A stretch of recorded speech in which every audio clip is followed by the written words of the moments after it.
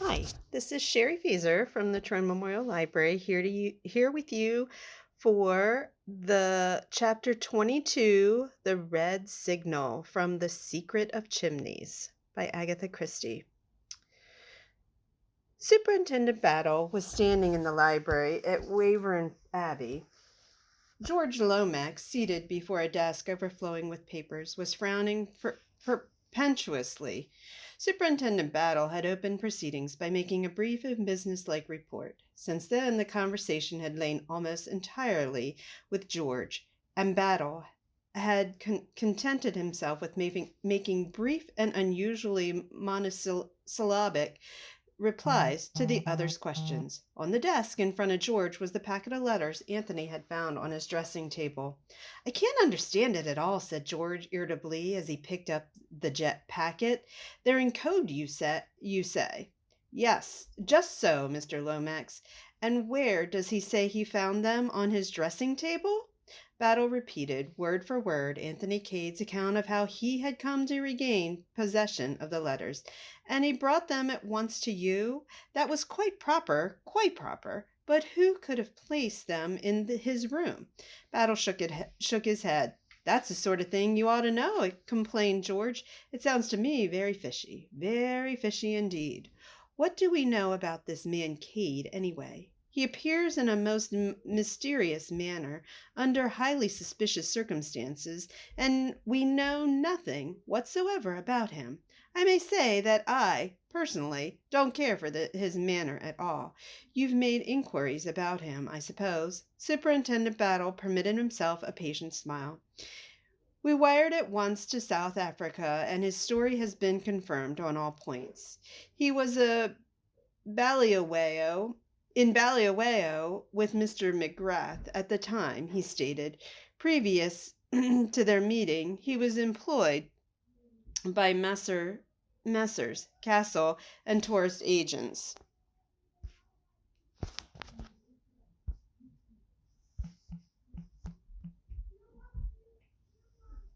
"Just what I should have expected," said George. "He has the kind of cheap assurance that succeeds in a certain type of employment. But about these letters, steps just take at once. At once. Steps must be taken at once. At once." The great man puffed himself out and swelled importantly. Superintendent Battle opened his mouth, but George forestalled him. "There must be no delay. These letters must be decoded without any loss of time. Let me see. Who is this man? There is a man connected with the British Museum. Knows all there is to know about ciphers. Ran the department for us during the war. Where is Miss Oscar? She will know. Name something like Professor Winward," said Battle. "Exactly. I remember perfectly now. He must be wired to immediately. I've done so, Mr. Lomax, an hour ago. He will arrive by the 12:10. "Oh, very good, very good. Thank heaven. Something is off my mind. I shall have to be in town today.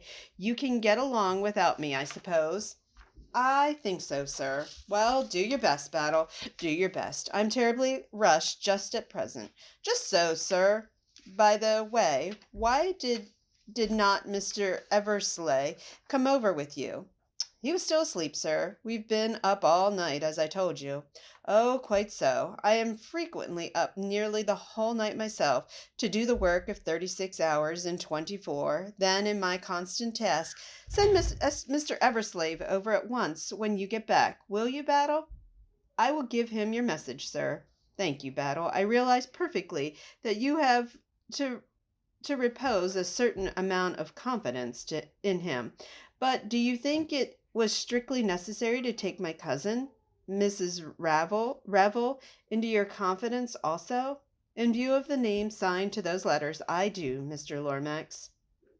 Mr. Lomax, I'm an amazing piece of effrontery," murmured George. His brow darkened as he looked at the bundle of letters. "I remember the late King Herzloskia.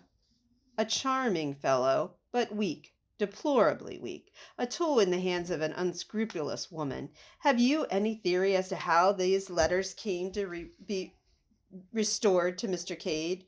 It's my opinion, said Battle, that if people can't get a thing one way, they try another.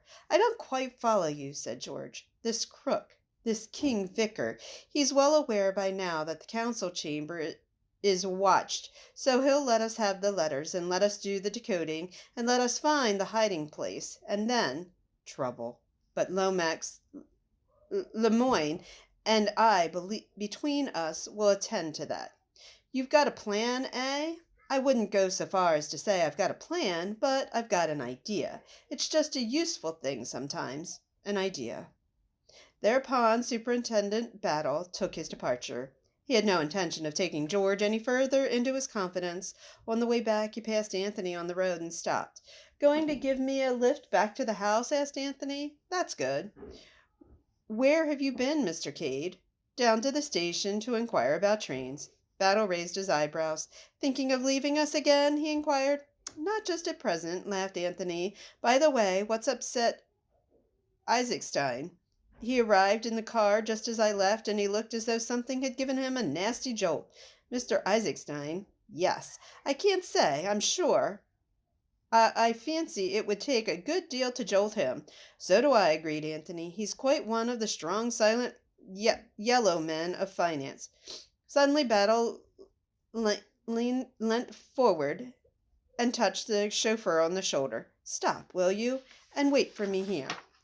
He jumped out of the car, much to Anthony's surprise, but in a minute or two the latter perceived M. Lemoyne advancing to meet the English detective and gathered that it was a signal from him which had attracted Battle's attention. There was a rapid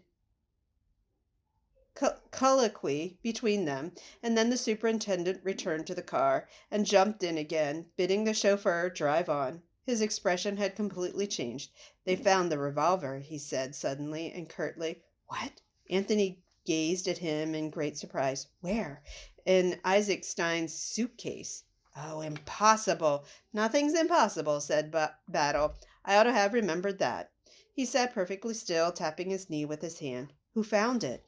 Battle jerked his head over his shoulder. Lemoyne. Clever chap. They think no end of him in the soiree.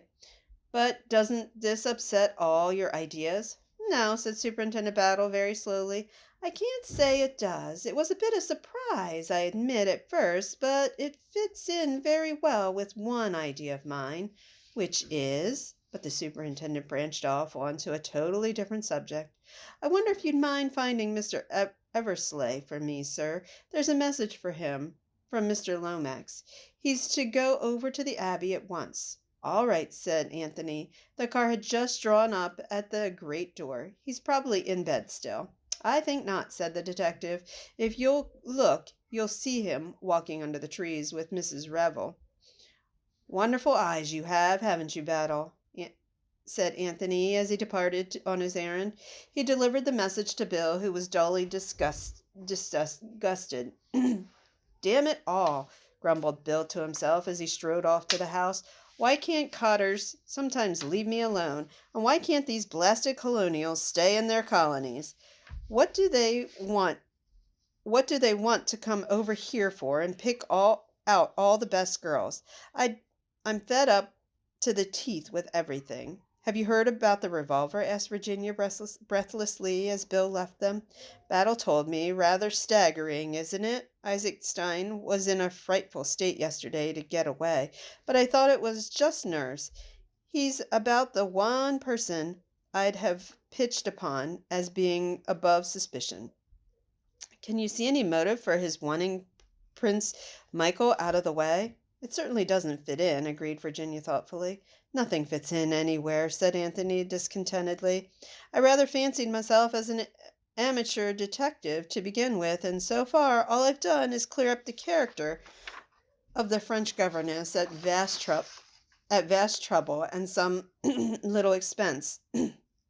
Is that what you went to France for? Inquired Virginia. Yes, I went to Dinard and had an interview with the Comtesse de Brutel, awfully pleased with my own cleverness and fully expecting to be told that no such person is Mademoiselle Bruin. had ever been heard of, instead of which I was given to understand that the lady in question had been the mainstay of the household for the last 7 years. So unless the Comtesse is also a crook, the ingenious theory of mine falls to the ground.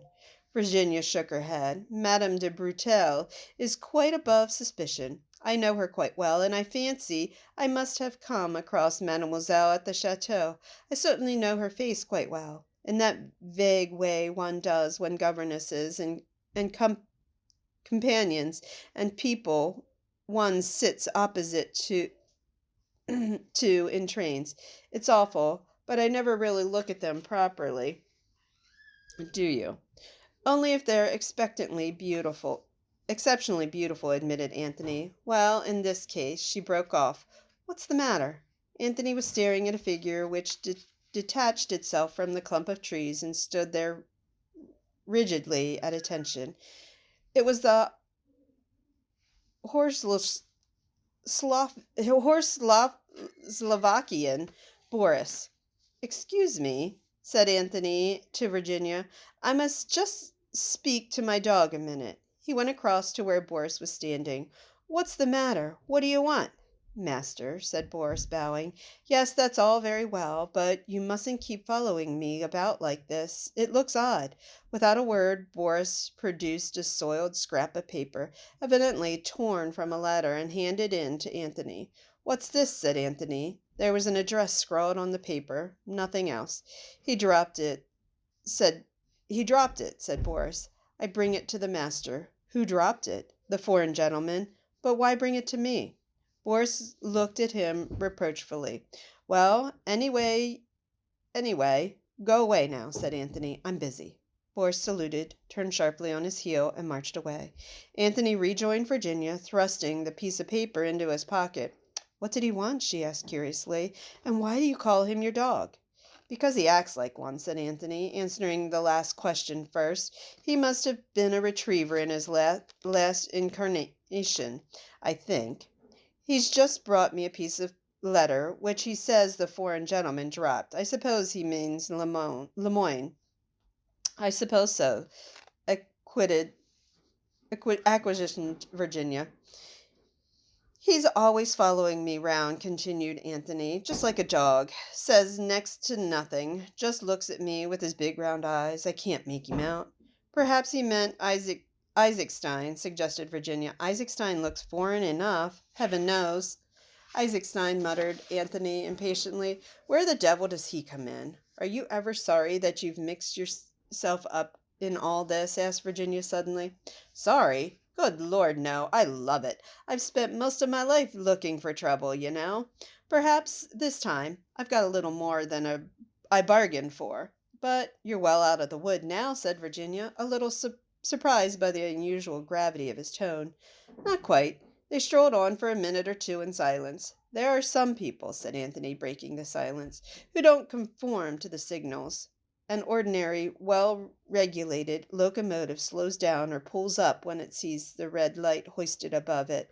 Perhaps I was born colorblind. When I see the red signal, I can't help forging ahead, and in the end, you know, that spells disaster. Bound to, and quite right, really. That sort of thing is bad for traffic generally. He still spoke very seriously. I suppose, said Virginia, that you have taken a good many risks in your life. Pretty nearly every one there is, except marriage. That's rather cynical. It wasn't meant to be. Marriage, the kind of marriage I mean, would be the biggest adventure of the lot. I like that, said Virginia, flashing eagerly. There's only one kind of woman I'd want to marry, the kind who is worlds removed from my type of life. What would we do about it? Is she to lead my life, or am I to lead hers? If she loved you. Sentimentality. Mrs. Revel, you know it is. Love isn't a drug that you take to blind you to your surroundings. You can make it that, yes, but it's a pity. Love can be a lot more than that. What do you think the king and his beggar maid thought of married life after they'd been married a year or two? Didn't she regret her rags and her bare feet and her carefree life? You bet she did. Would it have been any good renouncing his crown for her sake? Not a bit of good either. He'd have made a damn bad beggar, I'm sure, and no woman respects a man when he's doing a thing thoroughly badly. Have you fallen in love with a beggar maid, Mr. Cade? Inquired Virginia softly. It's the other way about me. It's the other way about with me, but the principle's the same. And there's no way out, asked Virginia. There's always a way out, said Anthony gloomily. I've a theory that one can always get anything one wants if one will pay the price. And do you know what the price is, 9 times out of 10? Compromise. A beastly thing, compromise. But it steals upon you as you near middle age. It's stealing upon me now to get the woman I want. I'd even take up regular work. Virginia laughed. I was brought up to a trade, you know, continued Anthony, and you abandon it? Yes. Why? A matter of principle. Oh, you're a very unusual woman, said Anthony, suddenly turning and looking at her. Why? You can refrain from asking questions. You mean that I haven't asked you what your trade was? Just that. Again, they walked on in silence. They were nearing the house now, passing close by the scent and sweetness of the rose garden. You understand well enough, I dare say, said Anthony, breaking the silence. You know when a man's in love with you. I don't suppose you care to hang for me or for anyone else, but by God, I'd like to make you care. Do you think you could? Asked Virginia in a low voice. Probably not, but I'd have a damn good try. Are you sorry you ever met me? She said suddenly. Lord, no, it's the red signal again. When I first saw you, that day in Pont Street, I knew I was up against something that was going to hurt like fun. Your face did that to me. Just your face. There's magic in you from head to foot, but some women are like that. But I've never known a woman who had so much of it as you have. You'll marry someone respectable and prosperous, I suppose, and I shall return to my disreputable life. But I'll kiss you once before I go. I swear I will. You can't do it now, said Virginia softly. Superintendent Battle is watching us out of the library window. Anthony looked at her. You're rather a devil, Virginia, he said dispassionately, but rather a dear, too. Then he waved his hand airily at Superintendent Battle. Caught any criminals this morning, Battle? Not as yet, Mr. Cade. That sounds hopeful. Battle, with an agility surprising in so stolid a man, vaulted out of the library window and joined them on the terrace. I've got Professor Winward down here, he announced in a whisper. Just this minute arrived. He's decoding the letters now. Would you like to see him at work? His tone suggested that if the showman, speaking of some pet exhibit, received a reply in affirmation, he led them up to the window and invited them to peep inside. Seated at a table, the letters spread out in front of him, and writing busily in a big sheet of paper, was a small red-haired man of middle age. He grunted irritably to himself as he wrote, and every now and then he rubbed his nose violently until his hue almost rivaled that of his hair. Presently he looked up. That you, Battle? What you want me down here to unravel this tomfoolery for? A child in arms could do it. A baby of 2 could do it in his head. Call this thing a cipher? It leaps to the eye, man.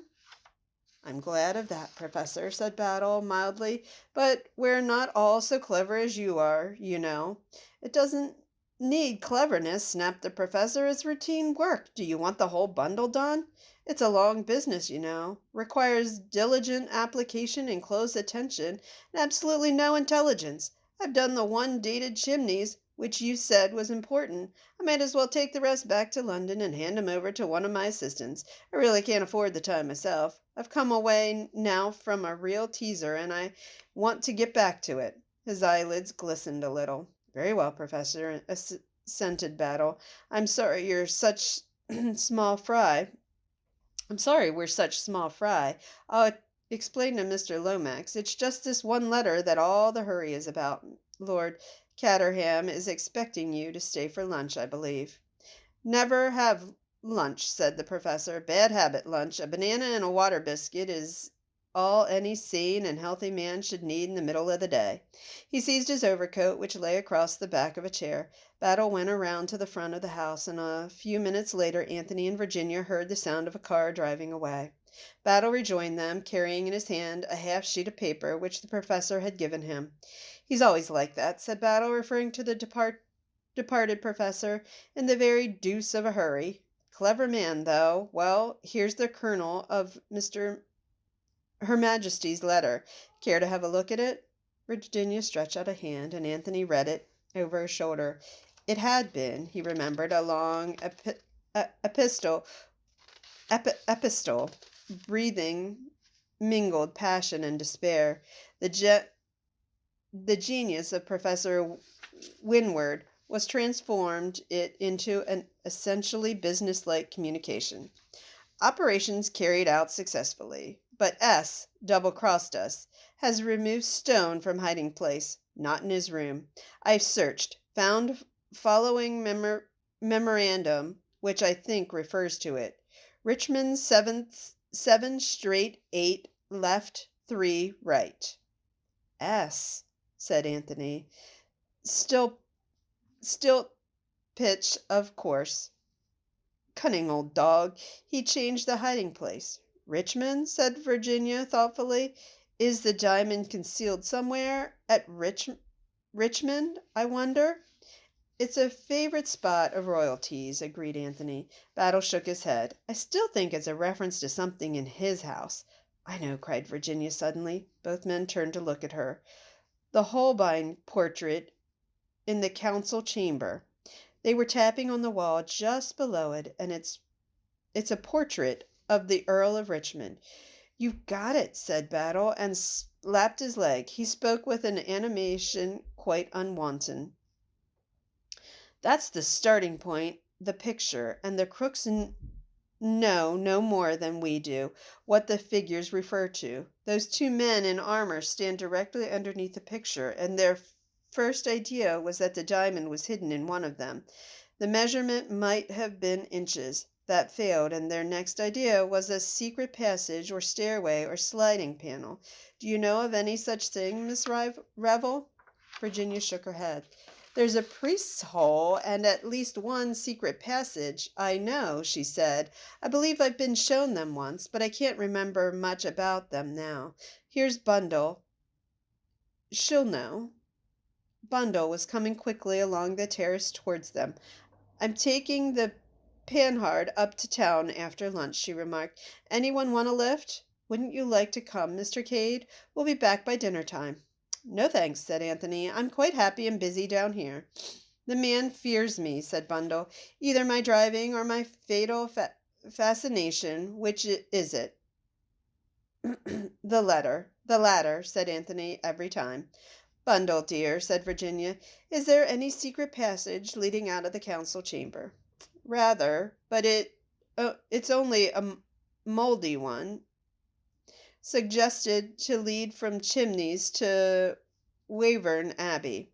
So it did in the old days, but it's all blocked up now. You can only get along it for about 100 yards from this end.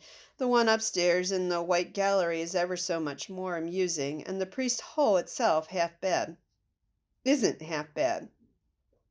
We're not regarding them from an artistic standpoint," explained Virginia. "It's business. How do you get into the council chamber? One hinged panel. I'll show you after lunch if you like." "Thank you," said Superintendent Battle. "Shall we say at 2:30?